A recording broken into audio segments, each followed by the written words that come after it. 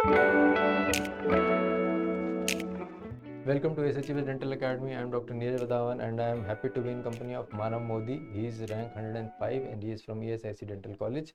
ESIC students have always made us proud in the NEET MDS exam as well as AIMS. So this year is no different. Manav got 105 rank being an intern. Manav, थोड़ा अपने बारे में और बताओ. Yes, I am Dr. Manav Modi. I am ESIC batch 2018. So my internship जो start हुई थी वो हुई थी सर अक्टूबर 22 में. सर जैसे ही स्टार्ट हुई थी मैंने तो अक्षिता मैम को कॉल करा कि मैम ऐसे ऐसे एस ज्वाइन करना है सर, क्योंकि हमारे ESI में भी, और सर हम तो सर आप लोग को ही सब कुछ मानते सर. तो एस अचीवर ज्वाइन कर लिया था सर अक्टूबर 22 में ही.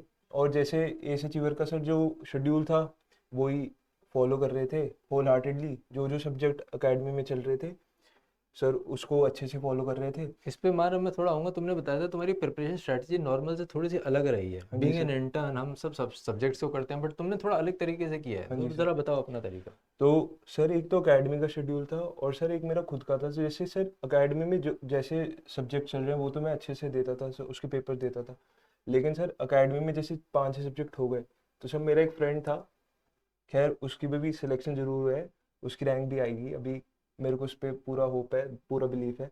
तो उसके साथ बैठ के सर हम दोनों, जैसे इंटर्नशिप खत्म हुई, इंटर्नशिप तो ऐसे में हेक्टिक होती है, तो हम होल हार्टेडली लाइब्रेरी में रोज बैठते थे, रेगुलर थे, और अपनी जो क्वेश्चन बैंक है उसको अच्छे से सॉल्व करते थे. जैसे 5 सब्जेक्ट हो गए तो उसके बाद वापस से उसी सब्जेक्ट को रिवाइज कर रहे हैं अच्छे से. तो रिवीजन भी चलती रहती थी हमारी, साथ ही साथ ना, साथ में अकेडमी भी फॉलो अच्छे से कर रहे हैं. तो ऐसे प्रिपरेशन रहती थी.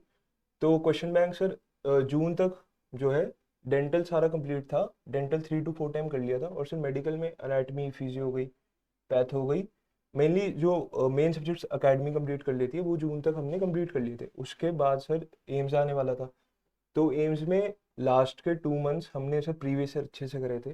प्रीवियस ईयर पे आ गए थे, क्वेश्चन बैंक से थोड़ा सा साइड हो गए थे, मेनली थ्योरी बेस्ड और previous year question based preparation करी थी एम्स के टाइम पे. तो एम्स में भी ठीक रैंक थी, 37 रैंक थी. और उसके बाद सर नीट था. तो तुमने नॉर्मली मैं भी ये कहता हूँ कि भी क्वेश्चन बैंक तो थोड़ा करना ही चाहिए, ये बहुत सर. ज़रूरी है. तुमने कहा था कि मेडिकल के ऊपर तुमने बड़ा ये फोकस सर. किया है. तो सर आपकी बुक जो थी सर डिलीजेंटली करी थी sir.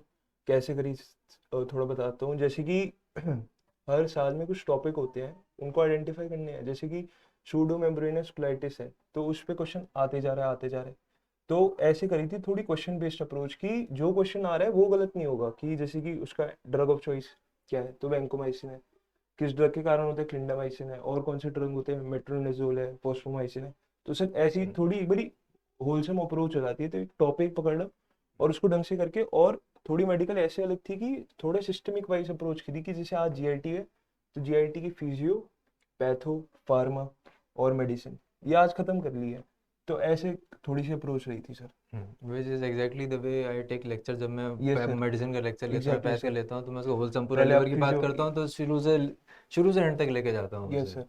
From the starting histology to the end of treatment की कौन सी डिजीज हम उससे एक्सपेक्ट थोड़ा करते हैं. कनेक्शन हो जाता है. नहीं तो आप एक क्वेश्चन करो फिर दूसरा क्वेश्चन करो तो ब्रेक आता है, कनेक्ट ही नहीं कनेक्ट हो नहीं होता. पाता. तो उससे कॉन्सेप्ट थोड़े ज्यादा अच्छे से बिल्ड हो पाते हैं. That is a very important way. इस तरह से अप्रोच करके obviously you can make your preparation much better. मानो ईएसआईसी में टाइम तो इतना मिलता नहीं, तुमने इतना टाइम कहाँ से निकाल लेते थे.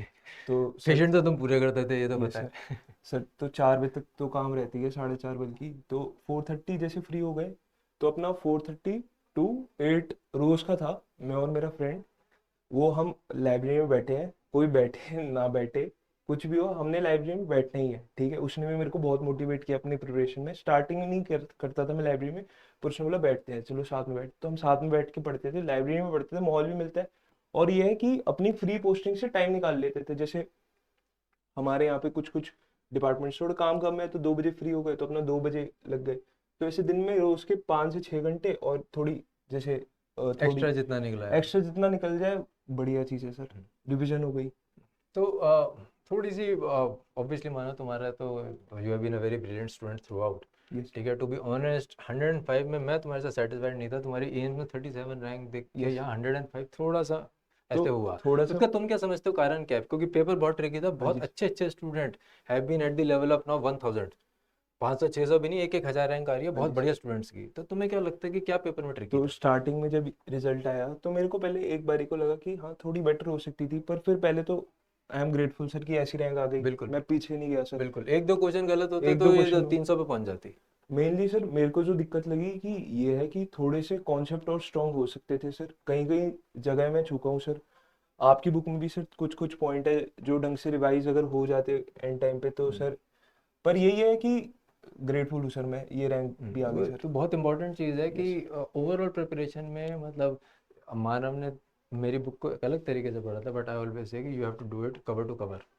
सो that is one thing. And इसके अलावा obviously as an intern it is a fantastic rank. And मतलब ये तो सेकंड अटेम्प्ट में भी लोग कितनी बार नहीं ला पाते। So as an intern 105 is just amazing rank. Just that हमारी मानव से थोड़ी सी और ऊपर वो होती हैं expectations. Manav, congratulations, thank you huge sir. congratulations. And whom all would you like to thank? Your teachers at ESI, Dr. Pranav has always motivated you yes so much. So whom all would you like to thank? Sir, first I would like to thank the almighty sir, उनकी वजह से उनकी faith believe sir, और सबसे पहले sir आपको, ma'am को sir, आपका मैम का हर टाइम पूरा सपोर्ट है। मैम को मैं कॉल करता था कि मैम ये चल रहा है, ये चल रहा है, कहती कर ले ऐसे कर ले। मैम से पूछता भी रहता था कि कैसे करूँ। मैम कभी ऐसे नहीं कहती थी कि नहीं बता रही है कुछ भी, सब चीज़ें जो है सर आपसे भी कितने क्वेश्चन कितना तंग करे मैंने सर मानव को ने बहुत परेशान किया क्वेश्चन पूछ पूछ के। कि सर ये बट एट द गलत एंड दे ऑफ द रहे डे हैं। अगर रिजल्ट आ जाता है, same with there is one student Divya Kapoor, she is not from Delhi, तो she is not at the studio. उसने भी बहुत क्वेश्चन पूछ पूछ के परेशान किया, but at the end of the day she is got us the rank. And बहुत I am happy to see her in the merit list. So congratulations to Divya also. फिर सर जो ESI में faculties आ रही है sir बहुत supportive है sir, especially doctor Pranab Kapoor sir हमेशा पुश देते रहते हैं, पढ़ो ऐसे पढ़ो, डांटते भी रहते हैं। अभी 105 रैंक गई सर तो डांट ही रहते कि और बढ़िया कर सकते हो। खैर फिर sir I would like to thank my parents sir, उन्होंने हमेशा सपोर्ट करा है, और sir my friends sir. So thank you Manav for choosing us. Thank you for choosing Thank you, us sir. and getting a good rank. In the next endeavors, I hope you are even more successful than Thank this. you, sir. So thank you for coming here. Bye bye.